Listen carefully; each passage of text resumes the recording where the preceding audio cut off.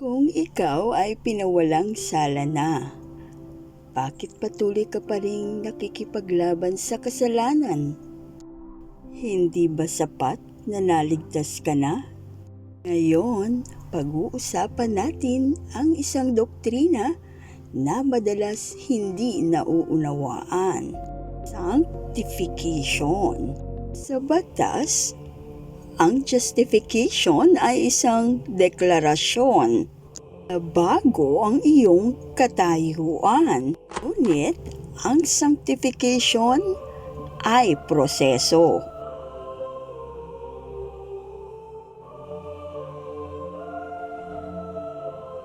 Hindi ito ugat ng kaligtasan, kundi bunga nito. Hindi ka naligtas dahil ikaw ay nababago. Ikaw ay nababago dahil ikaw ay naligtas. Pero kung ligtas na ako, bakit? May laban pa rin sa loob ko. Bakit may galit pa, may tukso pa, may pagkadapa pa? Ako'y nagtatanong, bakit ganito ang aking pakiramdam kahit naligtas na ako? Ang laban, hindi palaging malinaw, ngunit patuloy. Ito ay bahagi ng proseso. Ang sanctification ay progresibo.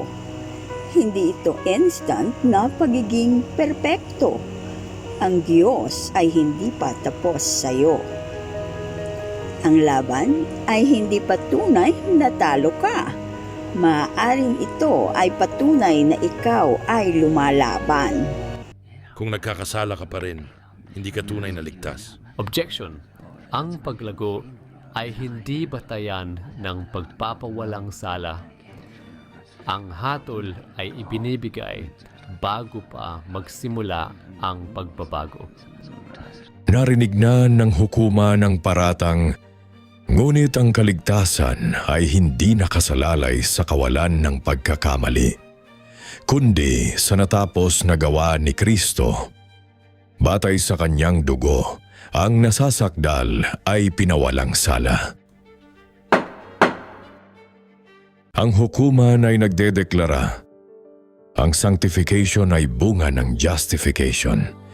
Binabago tayo ng Diyos sa pamamagitan ng kanyang salita. Unti-unti, araw-araw, hakbang-hakbang. Hindi ka binabago ng Diyos para tanggapin ka.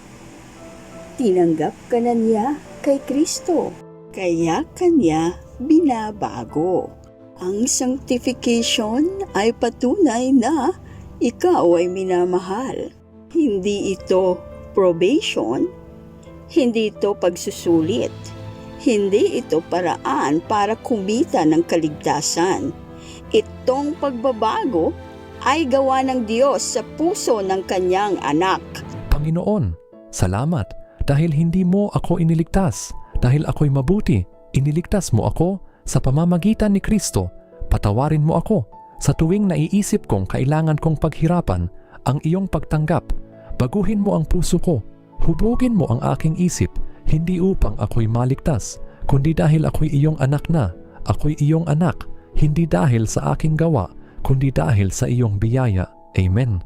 Kung nakatulong sa iyo ang video na ito, o nais mong mas maunawaan ng mga aral at prinsipyo ng Ebanghelyo, pindutin ang like, ibahagi sa iyong pamilya, kaibigan o sino mang maaaring makinabang, at mag-subscribe para sa susunod na doktrina at inspirasyon.